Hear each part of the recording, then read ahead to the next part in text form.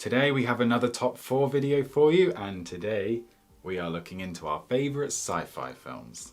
So we looked back and realised that we haven't done like a genre top 4 in a while. Yeah. We've been doing like directors and actors. So we've got Robin Williams, Andrew Garfield, we've got David Fincher, we've got Guillermo del Toro. So we wanted to go back and do another genre one. And sci-fi has been something we've been like very much into again recently. Yeah.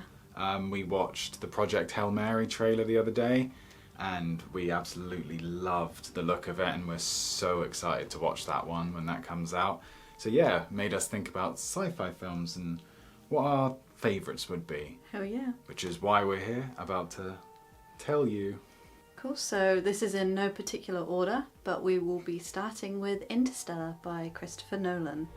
We're not meant to save the world. We're meant to leave it. I feel like this is probably in most people's list, but we had to put it in too. We love every single inch of this film. Yes. It is incredible. It moves you in a way, and it breaks your heart in a way that most films don't, and I've never felt more like homesick whilst being in home, like watching the film, or like being at the cinema watching it. You just kind of lose yourself. Yeah. It's so good. It really is just one of those films that just, I feel like it's perfect in every way. Just the acting, the storytelling, the visuals, the music. Like Hans Zimmer features a couple times in this top 4. He just makes phenomenal music that can really bring everything together. I think he said that Interstellar is one of his I can't remember if he said it was his favourite work he's done or the best work he's done in terms of it really did just bring everything together with that film. Yeah, I just really, really love it. I know this film is talked about so much, so we don't really want to overdo it too much. But the portrayal of space is so good. It's just one of those ones. I think we're going to have to go watch Interstellar after this, because this is making me very, very desperate to watch it again. So moving on from Interstellar, second we have Godzilla -1, directed by Takashi Yamazaki.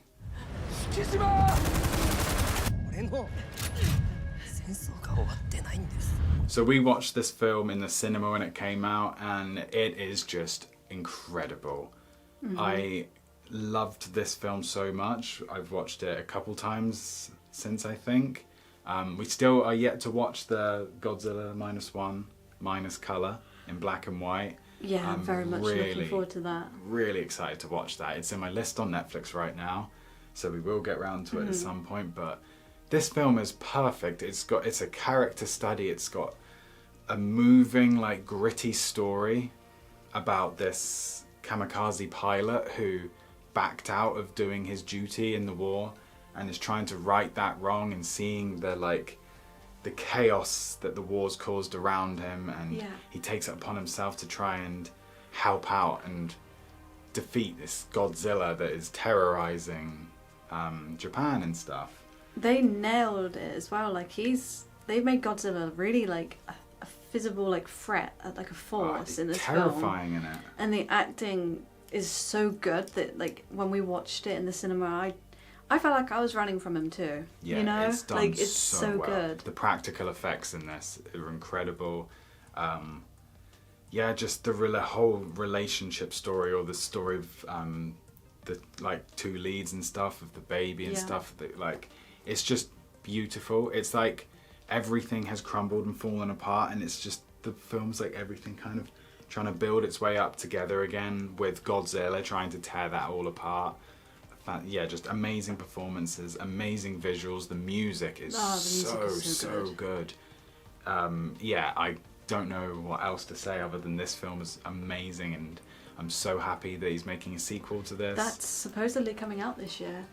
I haven't seen anything about it, but I was looking at it earlier, and it says 2026. You just wait until the trailer comes out for that. We will be sat here reacting to it straight away. I'm so excited for that film. So next up we have WALL-E, which was directed by Andrew Stanton. This is one of those, one of your favourite films as a kid, and it holds up, and it's very, very ironic for the current society, I'd say. Yup. We're definitely moving very, very, very, very, very fast towards this possible future, and it's hilarious that no one sees it. Literally, the two things simultaneously. We're destroying the planet, and we're allowing to let technology rule our entire lives. It's like people see those the people in WALL-E and go, oh, those people are all moving around on chairs and get like constant like drinks and just constant entertainment. That is a dream. We're in a What day. happened to creativity and like Yeah. moving? I We're don't in know. a day and age where everyone is using AI for everything. Yeah, Like, it's crazy. people can't even like look up their own information now, or like there's no need to learn anything for some people, other than like, you know, those of us that want to learn more about life, because it is, you know, life can be very incredible and there's so much going on in this world that is so interesting and fascinating. But nowadays it's like no one wants to do any sort of research into anything. No one wants to learn anything about anything, because you can just, let's not focus too much on that side of everything, but let's just say how much of a perfect social commentary WALL-E is for right now in 2026. It's one of the most beautiful animations and like I've ever seen. The characters are so like intriguing too. I don't know, it's just, it feels really fun and it feels really like scary, but in a good way. Yeah. Really good sci-fi film. We had to get like a little cute animation in there as well, because we love animation and this is a perfect little sci-fi one, so WALL-E deserves its place here. And finally, in our top 4, we have the creator. You gotta be a good person to go to heaven. So we're the same. We can't go to heaven because you're not good. And I'm not a person.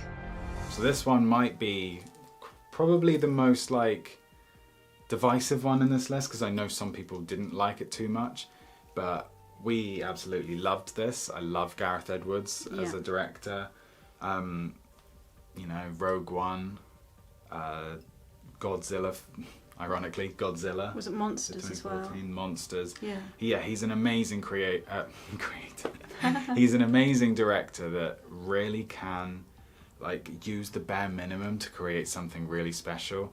One of my favorite parts about this film isn't the grand sci-fi elements, it's how grounded and real and emotional this film feels. Yeah. And that's something that carries across with all of Gareth Edwards' films.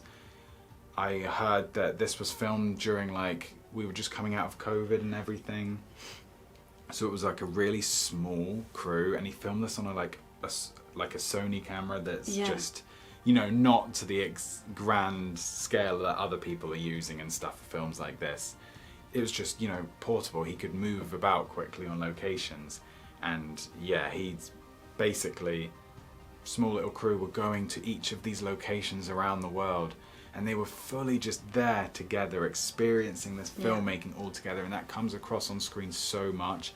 It feels so passionate, and it feels so like everyone is there together making this. And it really, really helps when they're not just shoved in front of green screens constantly. Yeah, my They God. are able to feel the beauty, like there's so many beautiful It's stunning. locations. Yeah. They're able to feel like the beauty all around them, and that like allows it to like amplify their performances and the chemistry between them, because they're experiencing all of this together. I love it.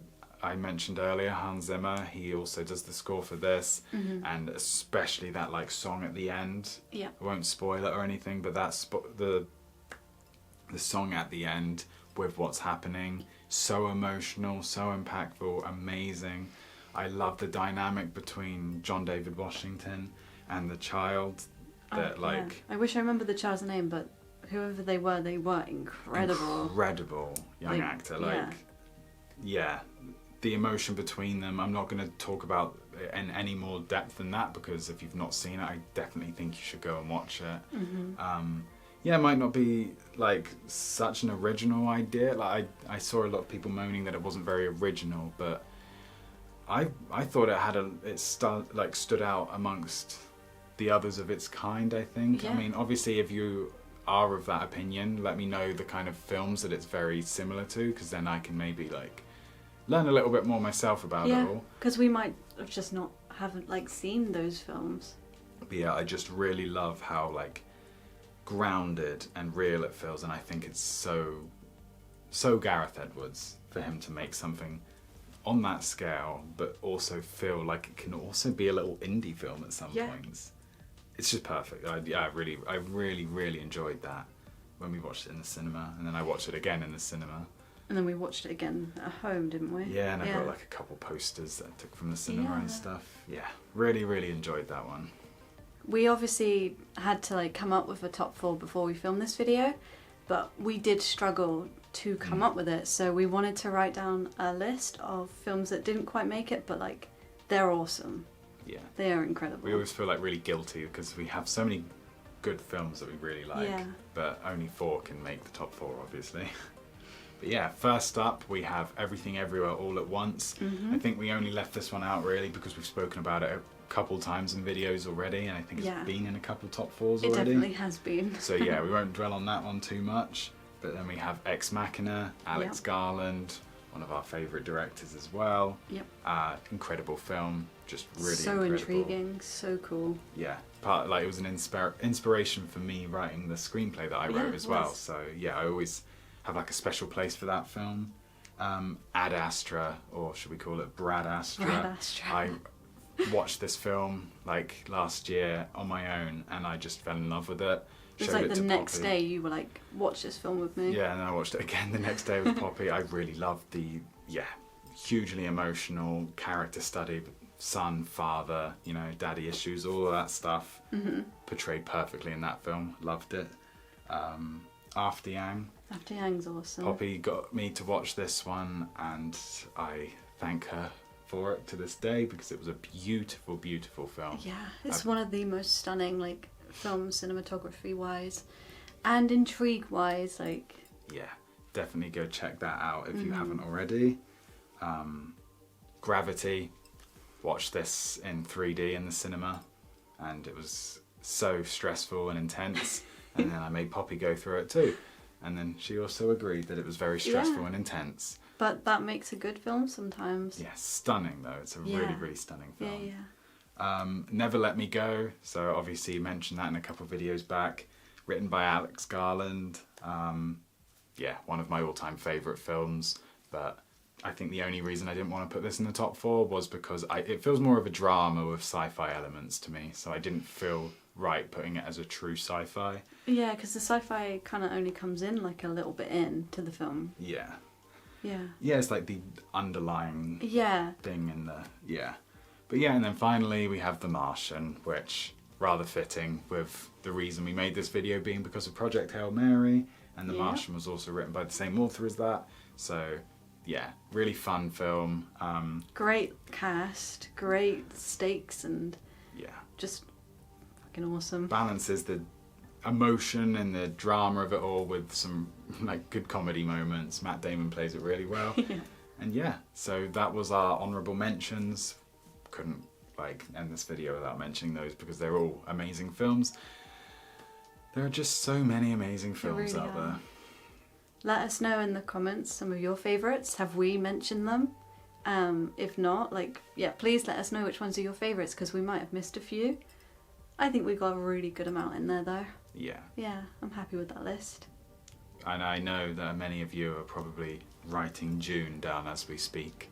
We have no issues against June. We really enjoyed the films. We just really like all of these other films more. Yeah. But that is nothing against those films. We do really enjoy them. We just didn't have the intense love for them that other people did. But we respect that they are very, very well made films. Yes. Cool, so if you're new to the channel, subscribe. Hopefully we'll have some more stuff for you. We've got a playlist full of all of our top 4 videos if you want to go check those out, and we're going to have many more in the future. So thank you so much for watching. Farewell.